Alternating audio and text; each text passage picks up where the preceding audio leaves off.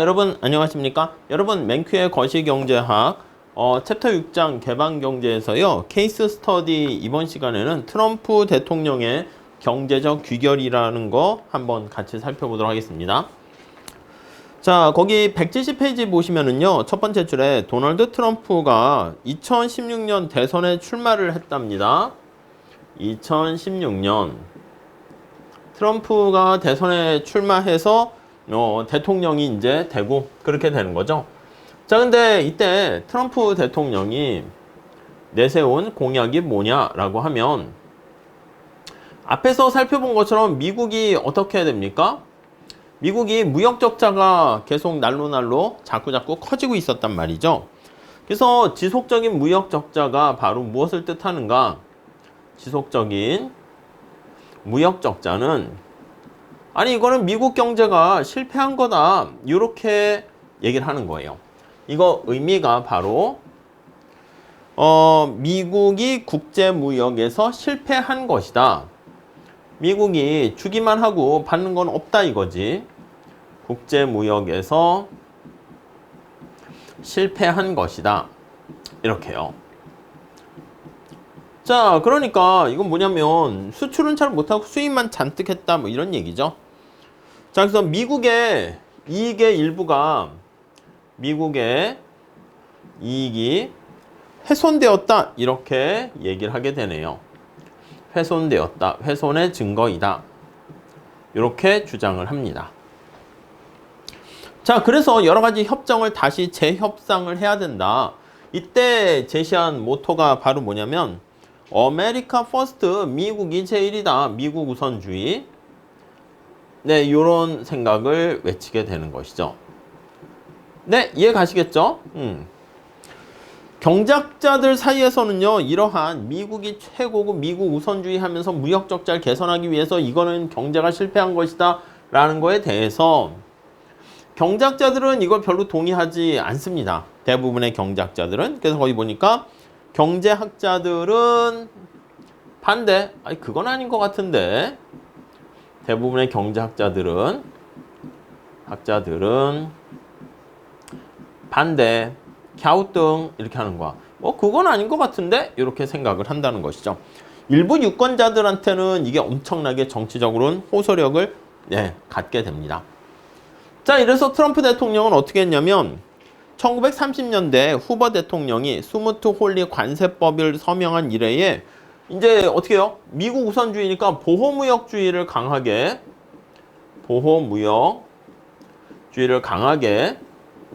이렇게 외치게 되었고요. 그래서 후보 대통령이 했던 그 정도 수준에 가까운 관세를 부과하게 됩니다. 그래서 맨 마지막 제줄에 보시면 자, 트럼프 대통령 어디에 관세를 부과하는가라고 하면 관세를 부과하게 되는데 뭐 태양열 같은 그런 것들이 있잖아요. 거기 보니까 태양 전지판, 세탁기, 그래요. 철강, 알루미늄 이런 거요. 태양 전지판 그리고 세탁기까지 들어가네. 세탁기. 그리고 뭐 철강, 그리고 알루미늄. 네, 이런 거에 대해서 다 관세를 부과하게 됩니다. 광범위한 관세를 부과하게 되었고요. 자, 근데 이 관세를 부과하려면 이제 법적 근거가 있어야 되지 않습니까? 이 법적 근거가 사실은 별로 없었나 봐. 그래서 거기 보니까 국가 안보에 위협이 된다는 그러한 위험 요인이 생기게 되면 거기 보니까 대통령이 관세를 부과할 수 있대요. 그래서 이게 국가 안보에 위협이 된다.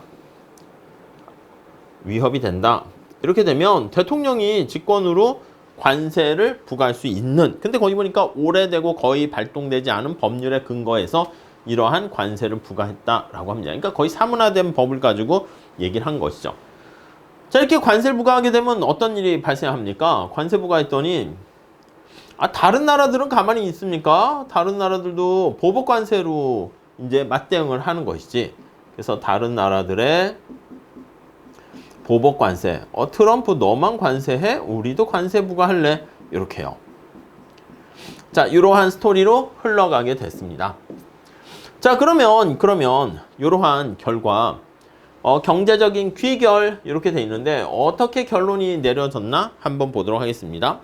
자, 트럼프 대통령의 이 정책이 원래 의도했던 대로 무역 수지를 적자를 해소하는 거잖아. 과연 그렇게 됐을까? 그걸 살펴보는 거야. 근데 보니까 결론 무역 수지 적자를 해소하지 못했다. 이렇게 끝납니다. 무역 수지 적자는 그대로 이렇게요. 그대로 되는데 당연히 관세를 부과해서 수입을 억제했습니다.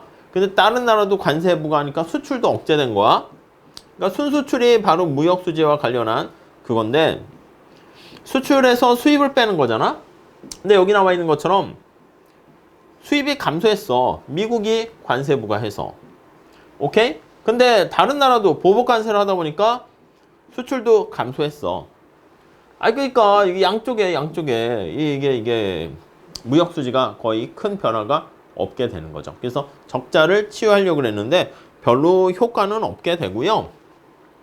그대로인데 무역량은 감소하게 됩니다. 무역량은 감소하게 되었다라는 거. 규모 자체가 줄어들게 되었다라는 거 알 수가 있습니다. 자, 그래서 거기 다음 달락에 한번 보시면 국제무역을 전공한 경제학자들은 많은 시간을 들여서 트럼프 대통령이 부과한 관세가 미치는 경제적인 영향을 또 이제 분석을 해 봤습니다. 이제 대통령 끝난 다음에 이제 이후에 데이터를 가지고 분석을 해 봤더니 거기 나와 있는 보복 관세와 함께 관세로 인해서 수입과 수출 전부 다 상당히 감소했다는 사실을 알게 되었고, 거기 보니까 뭐 일반균형 모형을 통해 가지고 불러 결론을 해보니까 수입이 감소했지만 그것을 상쇄할 만한 수출 감소로 인해 가지고 거기 오히려 순손실이 72억 달러가 되더라라는 거.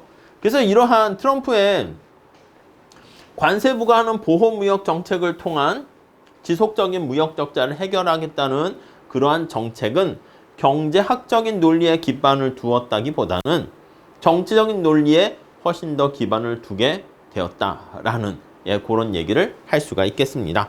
그래서 그 정도 매듭을 짓고 있네요. 오케이? 자, 이 정도 케이스 스터디 트럼프의 이러한 관세를 부과하는 정책이 어떻게 경제적 귀결로 매듭이 되는가, 그거에 대해서 간단하게 살펴봤습니다. 다음 시간에 또 이어서 같이 공부하도록 하겠습니다. 감사합니다.